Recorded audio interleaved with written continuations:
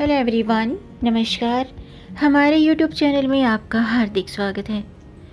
दोस्तों, आज के वीडियो में हम जानेंगे साल 2024 में चतुर्मास की तारीख कब से शुरू हो रही है और कब तक है, और साथ में जानेंगे कि चतुर्मास में राजा बलि के यहाँ विष्णु जी 4 महीने के लिए सोने चले जाते हैं, लेकिन क्यों, और इन 4 महीनों में कौन से उपाय करने चाहिए और इसके नियम क्या हैं।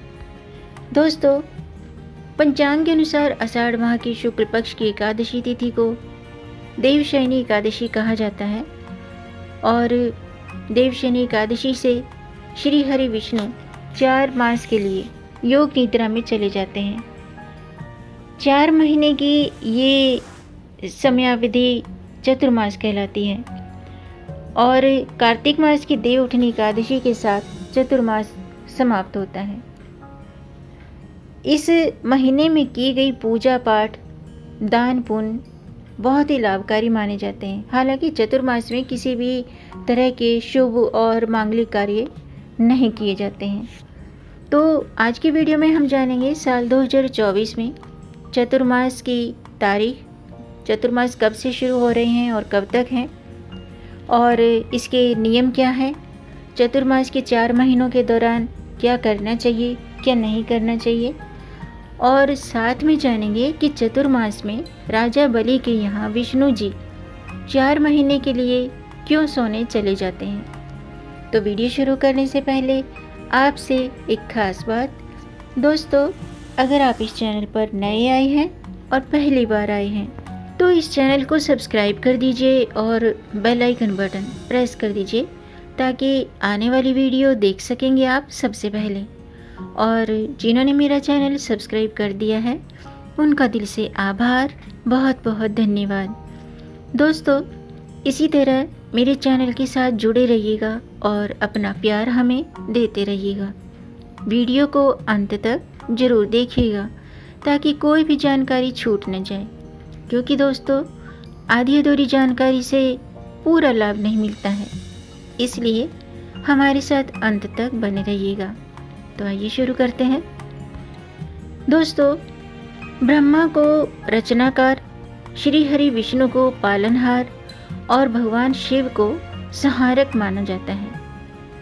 भगवान विष्णु सृष्टि का पालन करने वाले हैं, लेकिन जब वे चतुर्मास में 4 माह के लिए पाताल में सोने के लिए योग निद्रा में चले जाते हैं, तब ऐसे समय में कौन कार्य करता है, इस सृष्टि का संचालन कौन करता है। यानी कि आषाढ़ माह की शुक्ल पक्ष की एकादशी आज 17 जुलाई को है। इसे देवशयनी एकादशी, हरिशयनी और पद्मनाभा एकादशी के नाम से जाना जाता है, और इस दिन से श्री हरि विष्णु 4 महीने के लिए योग निद्रा में चले जाते हैं। श्री हरि के योग निद्रा में जाने के बाद शिव जी संसार का संचालन करते हैं। भगवान विष्णु देवशयनी एकादशी के दिन क्षीर सागर में योग निद्रा के लिए चले जाते हैं, और इसी दिन से 4 महीने का जो तप का समय है वो शुरू हो जाता है, जिसे चतुर्मास कहते हैं। और ऐसा भी माना जाता है कि इस दौरान श्री हरि विष्णु पाताल के राजा बलि के यहाँ 4 महीने निवास करते हैं। भगवान ने वामन रूप में बलि से 3 पग धरती मांगकर संपूर्ण धरती नाप दी थी, और इसी वरदान के स्वरूप वे बलि के यहाँ शयन करते हैं। 4 महीने के लिए भगवान विष्णु योग निद्रा में सो जाते हैं, तो इस दौरान भगवान शिव जी के हाथों में सृष्टि का संचालन रहता है, और इस अवधि में भगवान शिव धरती लोक पर निवास करते हैं और 4 महीने तक संसार की गतिविधियों का संचालन करते हैं। शिव का महीना श्रावण महीने में ही चतुर्मास का पहला महीना होता है। कहते हैं कि इस दौरान शिव जी कैलाश से उतरकर उत्तराखंड में हरिद्वार के पास कनखल नामक स्थान पर अपने परिवार के सहित रहते हैं। सावन महीने में भोलेनाथ अपने ससुराल हरिद्वार में स्थित कनखल में दक्षेश्वर महादेव के नाम से विराजते हैं, और यहीं से सृष्टि का संचालन करते हैं। इसके अलावा दोस्तों ऐसा माना जाता है कि इस समय दुनिया में उथल पुथल को संभालने के लिए भगवान विष्णु इतना थक जाते हैं कि वे 4 महीने की निद्रा में चले जाते हैं और इस दौरान भगवान विष्णु की जगह भगवान शिव ही सृष्टि का संचालन करते हैं। और ऐसा भी माना जाता है कि भगवान वामन ने महाराज बलि से 3 पग भूमि मांगकर उन्हें पाताल लोक का राजा बना दिया था। तब राजा बलि ने भी वर के रूप में भगवान से रात दिन अपने सामने रहने का वचन ले लिया था। भगवान को वामन अवतार के बाद पुनः लक्ष्मी के पास जाना था, परंतु भगवान ने ये वचन देकर फंस गए थे और वे वहीं रसातल में बलि के यहाँ रहने लगे थे। तब माता लक्ष्मी ने बलि को अपना भाई बनाकर इस बंधन से मुक्त किया और इसी कारण अब श्री हरि पूरे साल के लिए नहीं बल्कि सिर्फ 4 महीने के लिए राजा बलि के यहाँ रहते हैं। ये थी पौराणिक कथा कि 4 महीने के लिए श्री हरि योग निद्रा में क्यों चले जाते हैं।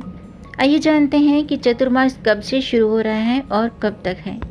दोस्तों साल 2024 में 17 जुलाई बुधवार से चतुर्मास शुरू हो रहा है और चतुर्मास का जो समापन है वो 12 नवंबर मंगलवार को होगा और 17 जुलाई को देवशयनी एकादशी भी है।